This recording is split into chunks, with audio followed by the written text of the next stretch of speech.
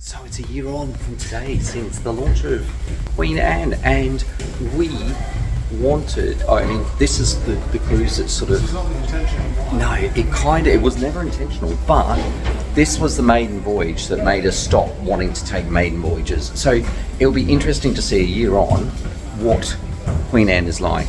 So Josh's first time on Queen Anne, let's go check it out, see if things have changed.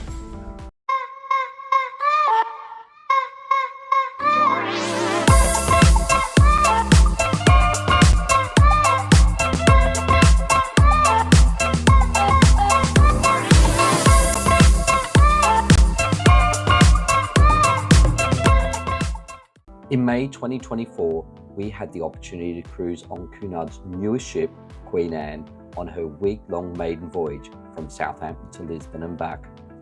Whilst from the outside it looked all festive and like everyone was having a great time, inside revealed a totally different story. With 3-hour waits in the main dining room for dinner, to having to finally get to dine in the buffet, food service seemed to be a real issue, with us receiving half of our orders and at times out of order and disappearing portions. Some of the entertainment was downright weird, and we had to visit the purser's office on a daily basis to fix up additional charges. However, we did have some great moments, seeing a show in the Bright Light Society, more about this venue later, and winning big in the casino. Who doesn't like a win? However, the question is, have things really improved in the last year? I'm Justin, and with my husband Tristan and our son Josh, we are the Cruise Buoys. We've done over 40 cruises and have a wealth of content, so how about subscribing to see more? In May 2025, we embarked Queen Anne on a 2-night cruise from Hamburg to Southampton. It was to surprise my mum and a friend from Australia who'd been on the previous sailing. Check-in at the port was long, with some people queuing over 3 hours to board. However, once through embarkation, it did run a lot smoother. After a visit to our muster station, we headed directly to our cabin, surprised to see our bag already there. This time, we stayed in the balcony cabin, a lot bigger than our inside on the maiden voyage. It was a good size for the 3 of us, with plenty of storage. To see more about this cabin, how about clicking on the link above for our full cabin tour. We decided to quickly get changed and enjoy the rare sunny May day by heading to the rear of the ship, to the rear sun deck. The rear sun deck, located on deck 9, is a great place to chill, where you can grab a cocktail or two, take a dip in the pool, or soak away in the hot tub. But dinner was approaching, and we did need to get a move on, ready for the big surprise. Be very, very quiet. Creepy. I'm hunting a Nana. Hunting Nana. Hunting Nana. Yes. We booked ourselves into Tremonto's and hid. There is no way we are table sharing. No. No way we're I'm not table table sharing with these two. No, we're not table sharing with you. Oh, darling. Oh. Tremonto's is one of the specialty restaurants on board and serves Mediterranean-style food. It is one of our favourite venues on board, and the food was delicious. Stick a fork in us, we're done. After dinner, we decided to end the night in the Commodore Lounge, where we had a few cocktails and listened to the piano player. We also got to catch up with one of our favourite bar staff from our previous cruise. The next day was a sea day and a great chance to get reacquainted with the ship. We decided to head to deck 9 again to check out the indoor pool area. This is a great area where the roof can retract and suitable for all types of weather, and there are plenty of bars and places to grab a bite. We then headed back to the cabin to change quickly, because even on a cruise, we still need to stick to our fitness regime, and so from there we headed to the gym. The gym and fitness centre is located on deck 1, next to the spa area. It's pretty decent with weights, cable and resistance machines. There's also walking machines, bikes and cross trainers. After a hard session, it was back to the cabin to have a chat with someone important. Bunny, do you like Cunard, do you? Oh, what is it about Cunard that you really like, Bunny? Oh, you like the formality, but you're not looking that formal today. Oh, it's during the daytime. Oh, I see. It's really at night time you need to be so formal. And actually, I'm finding it's less formal these days, aren't you too? Yeah. What's that?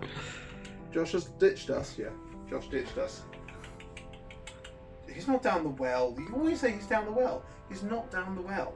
He just ditched us for his nana. After picking Josh up from Kids Club, we decided to explore a little more of the ship. We spent some time in the main atrium, which has more of a modern twist than the old grandeur feel of her other sister ships. But still, a great place to get some really nice photos, do some people watching, and look to see what some of the onboard shops have to offer. With tummies grumbling, we decided to head to the Golden Lion pub for lunch. Unlike on the maiden voyage, the Golden Lion was quite empty, so we hoped that service would be a lot better than before. The pub serves all your pub favourites, like Scotch eggs, fish and chips. However, for some items on the menu, there is an upcharge. Hello. We Yes. made it into the Golden Lion this time. It was always packed on the maiden. Yeah, but the good thing is that it's not as packed. It's not as packed here at the moment. Menu-wise, still the classics and the favourites. Yeah. Yeah, the weird thing I still don't agree with. They've got a lot of things that used to be included, like the burgers, that now Yeah. aren't included in that extra charge. I don't agree with. Yeah. But there's still lots to choose from, and they've got the haddock Scotch egg, which I love. And the Bloody Mary chips, which are lovely. Yeah, they were. So And you never know, we might be naughty and have a sticky toffee pudding. I don't know. Or I don't spotted know. pig. We're supposed to be having afternoon tea. So Yeah, probably won't then, no. But yeah, afternoon tea's better than, yeah. With full bellies, we decide to head outside for a nice walk on the promenade, which is located on deck 3. It is a full wraparound promenade, however, the view is obscured by lifeboats. There are, though, some really great seats, which we took the opportunity to take some photos. After walking to the back of the ship to admire the wake, it was time for afternoon tea.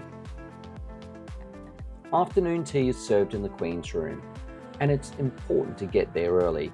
I mean, really early. It is its own grand show with full waiter service and a band playing in the background.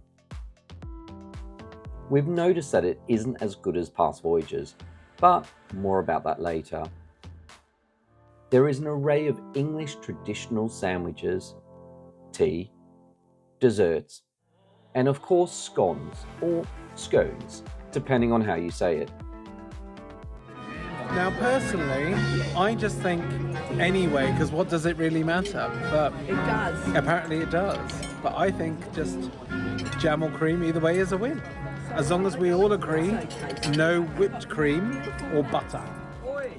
Even Captain Hudson couldn't resist an afternoon tea. On the way back to the cabin and dinner at the buffet tonight, we ducked in to look at the Bright Light Society. This is a multi-purpose venue where you can see some great immersive shows where audience participation is an expectation. And at night turns into a nightclub where we've spent many an early morning on the previous cruise. After dinner, we headed back to the Commodore Club for one last drink with our friend Jenny, also known as Cruise Mummy, before stumbling upon the silent disco taking place in the Queen's room.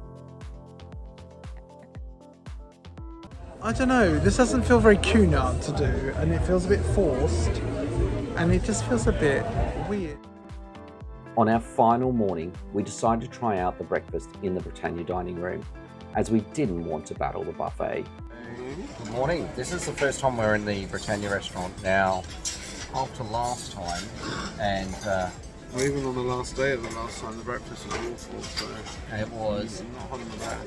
And also, I would say that the food on here this time Yeah, it's been a bit. How would you describe? You've either been a 10 out of 10 or a 0 out of 10. Yeah, it's been a bit patchy. We've heard that here, even though we haven't eaten in the restaurant yet, small portions, not the best.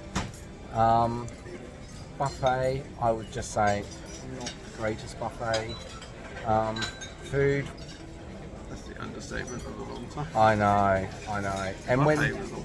problem is that when you're standing at the buffet and wanting to get served, there's no one around. So let's try this breakfast and see if it's any better than the last one. Yes, I think. The selection on the menu had shrunk, but what we did receive was really tasty and enough for breakfast. At least they were able to get my eggs right, and Tristan's Eggs Benedict really did ooze.